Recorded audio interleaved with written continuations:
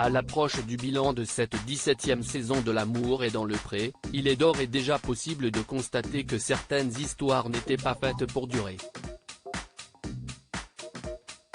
Si est notamment le cas du côté de chez Noémie.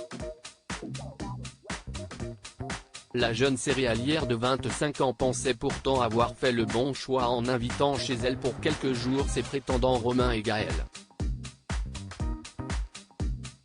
Malheureusement, rien n'est allé comme elle l'aurait voulu. Si est d'abord avec Romain que Noémie s'est rendu compte qu'aucun sentiment pour lui ne se développerait. Elle avait alors rapidement pris la décision de les conduire. Vis-à-vis de Gaël en revanche, la belle blonde semblait mordue. En effet, malgré la grande timidité du charmant rugbyman, elle s'imaginait tout à fait construire une belle histoire à ses côtés. Et c'était bien parti pour.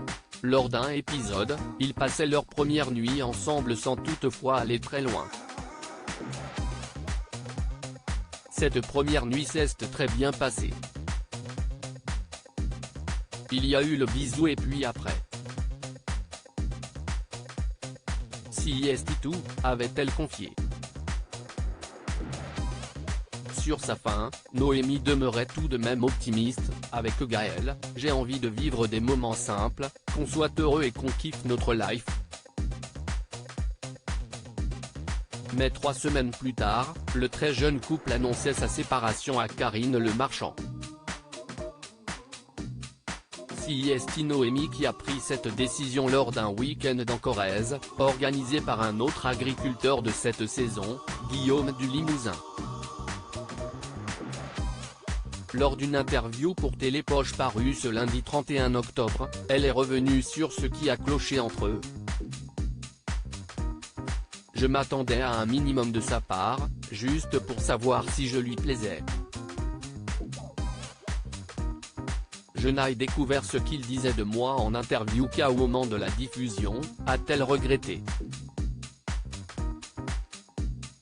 Mais, pas sûr qu'un Gaël davantage volubile aurait changé la donne. Et pour cause, Noémie a été très embêtée par sa façon d'agir durant le peu de temps qu'ils étaient ensemble. Après son séjour à la ferme, on a beaucoup échangé mais il m'a tellement saturé de messages que ça m'a bloqué. En le revoyant, je me suis aperçu que je l'avais idéalisé.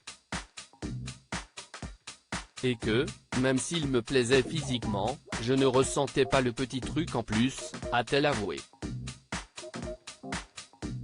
Une fin d'aventure décevante donc pour celle qui a déjà beaucoup souffert en amour dans le passé. Ce qui lui fait dire qu'elle aurait pu mieux la vivre si un retour en arrière était possible. Je m'exprimerai un peu plus. Je changerai aussi cette idée fausse que si est au mec de faire le premier pas. Et je m'attacherai moins au physique. J'ai compris que je ne cherchais pas forcément un grand un peu baraqué, mais un mec avec du charisme, a-t-elle analysé pour conclure.